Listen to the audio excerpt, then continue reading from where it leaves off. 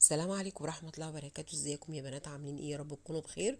النهاردة ان شاء الله هعمل معاكم اكل مطاعم. هعمل فرخة مشوية بطريقة سهلة ولذيذة، طعمها حلو جدا. هعملها معاكم تتبيلة حلوة سهلة وبسيطة، وان شاء الله هتعجبكم. تعالي معايا نشوف الطريقة، بس ما تنسيش اللايك والاشتراك في القناة. يلا بينا. معايا فرخه للشوي، وزنها حوالي كيلو ونص، مغسوله كويس جدا ومنقوعه في ميه وخل وعصير ليمون وملح ودقيق لمده نص ساعه. وبعد النص ساعه غسلت الفرخه كويس جدا وسبتها لغايه لما اتصفت.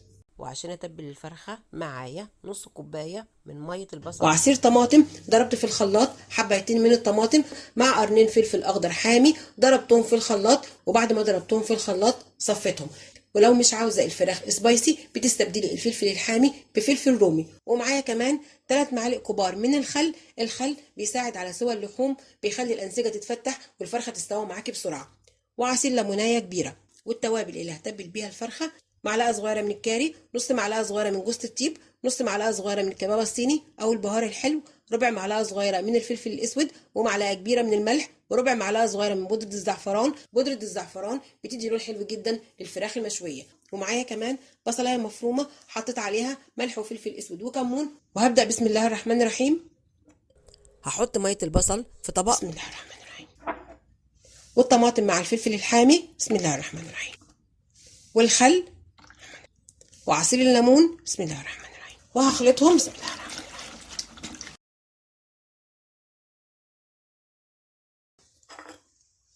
وهحط كمان التوابل. بسم الله الرحمن الرحيم. وهخلط. بسم الله الرحمن الرحيم.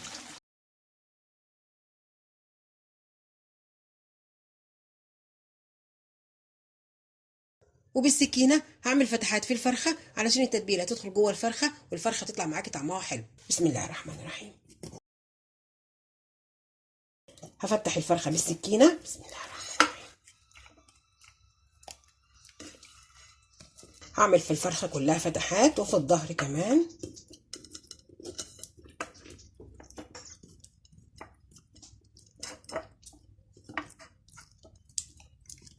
وبعد ما فتحت الفرخه كلها بالسكينه هحط الفرخه في التتبيله. بسم الله الرحمن الرحيم. بسم الله الرحمن الرحيم. بسم الله الرحمن الرحيم. وهتبل الفرخه كلها بالتتبيله. بسم الله الرحمن الرحيم. هدخل في قلب الفرخه. بسم الله الرحمن الرحيم. وهدخل كمان التتبيله بين الجلد واللحم. بسم الله الرحمن الرحيم.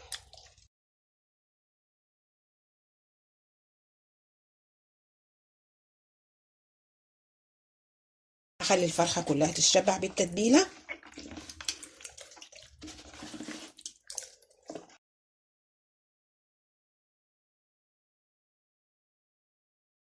وبعد ما تبلت الفرخه كلها بالتتبيله هحط ببطن الفرخه البصله اللي بهرتها بملح وفلفل وكمون. هحطها ببطن الفرخه. بسم الله الرحمن الرحيم. بسم الله الرحمن الرحيم. هوزع البصله في بطن الفرخه. بسم الله الرحمن الرحيم. البصله المبهره بالملح والفلفل والكمون بتدي طعم حلو جدا للفرخه المشويه.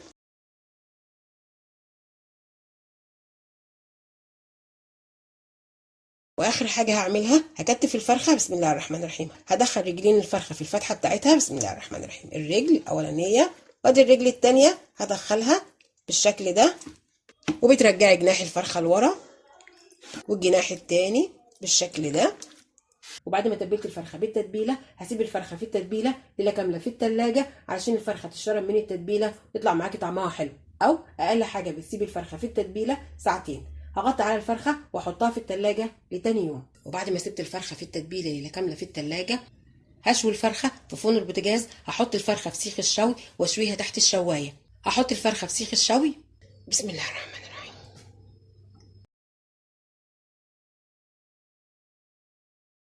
هحط الكليبس التاني واقفل على الفرخه. بسم الله الرحمن الرحيم. بسم الله الرحمن الرحيم. بسم الله الرحمن الرحيم. وبالكليبسين هقفل على الفرخه. بسم الله الرحمن الرحيم. حطيت الفرخه في سيخ الشوي وقفلت على الفرخه كويس جدا بالكليبسات. وهدخل الفرخه الفرن تحت الشوايه وهسيب الفرخه لغايه لما تستوي وتاخد اللون الذهبي. وحطيت كمان التتبيله في صينيه وهحطها تحت الفرخه عشان التتبيله لما بتسخن بتطلع بخار. البخار بيحافظ على طراوه الفرخه. هدخل الفرخه الفرن تحت الشوايه وهرجع اعمل معاكم الرز البسمتي المبهر على طريقه المطاعم. وعلشان اعمل الرز البسمتي المبهر زي بتاع المطاعم معايا ربع كيلو من الرز البسمتي الحبه الطويله. والرز البسمتي نقعته في ميه سخنه مع معلقه من الخل لمده ربع ساعه، وبعد الربع ساعه صفيت الرز البسمتي من الميه. فايده الخل بيحافظ على الرز البسمتي علشان وانتي بتقلبيه الرز البسمتي ما يكسرش منك. ومعايا كمان بصلايه متوسطه مفرومه. والتوابل اللي هتبل بيها الرز البسمتي معلقه صغيره من الكاري، نص معلقه صغيره من بهارات الفراخ، نص معلقه صغيره من القرفه، ربع معلقه صغيره من بودره الزعفران. ما عندكيش بودره الزعفران هتحطي مكانها نص معلقه صغيره من الكركم، ومعلقه من الملح. ومعايا كمان معلقتين من الزبيب. ولكل ربع كيلو من الرز البسمتي كوبايتين من الميه. وهبدا بسم الله الرحمن الرحيم. وحطيت في حله معلقه من زيت الذره مع معلقه من الزبده يسخنوا، وهنزل بالبصله بسم الله الرحمن الرحيم وهقلب. مش هخلي البصله تاخد لون، هخلي البصله تدبل بس. بسم الله الرحمن الرحيم.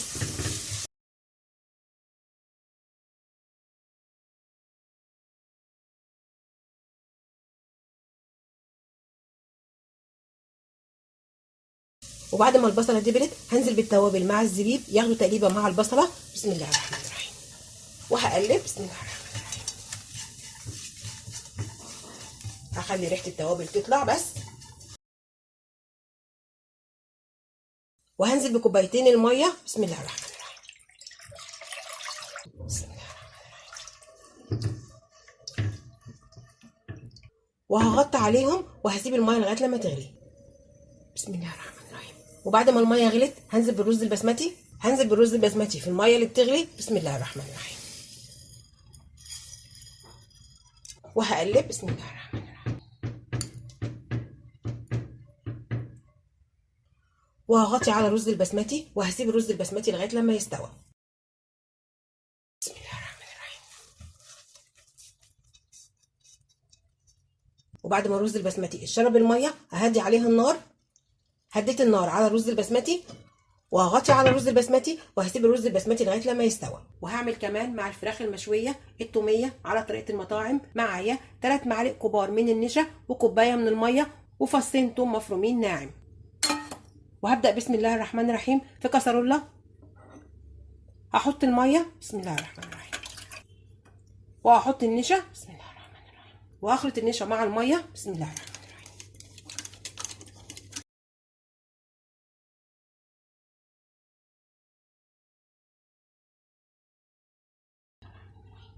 وهحط فصين الثوم. بسم الله الرحمن الرحيم. وهخلط الثوم مع النشا مع الميه. بسم الله الرحمن الرحيم.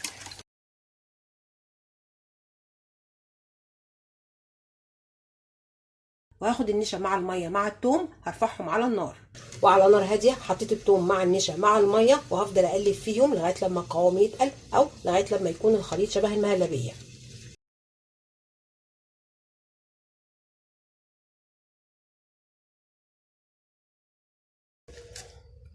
كده الخليط قوامه حلو جدا. هطفي البوتاجاز واسيبه لغايه لما يبرد.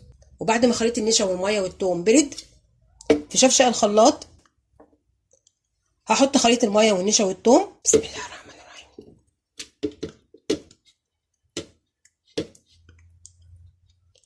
وهحط نص معلقه صغيره من الملح، والملح حسب الرغبه. بسم الله الرحمن الرحيم. بسم الله الرحمن الرحيم. وهحط كمان نص كوبايه من الميه المثلجه. بسم الله الرحمن الرحيم. بسم الله الرحمن الرحيم. وهضربهم في الخلاط. بسم الله الرحمن الرحيم.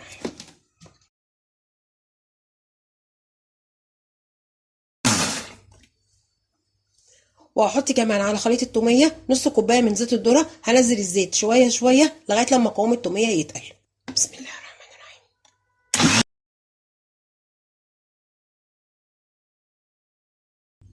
واخر حاجه هحط رشه من ملح الليمون او عصير نص ليمونايه علشان يدي مزازه للتوميه.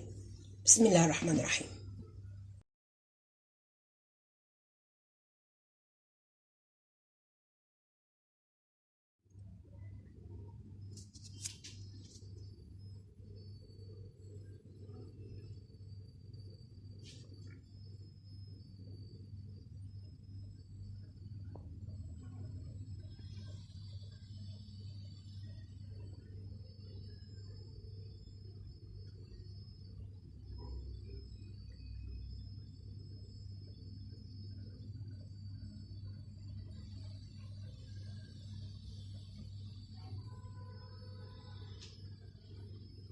وده كان غدانا النهارده. اتفضلوا معايا الفراخ المشويه مع الرز البسمتي المبهر والتوميه على طريقه المطاعم.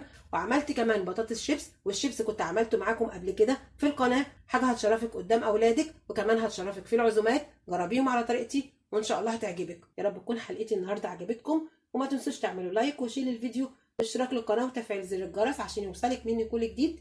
واستنوني في فيديو جديد. السلام عليكم ورحمه الله وبركاته.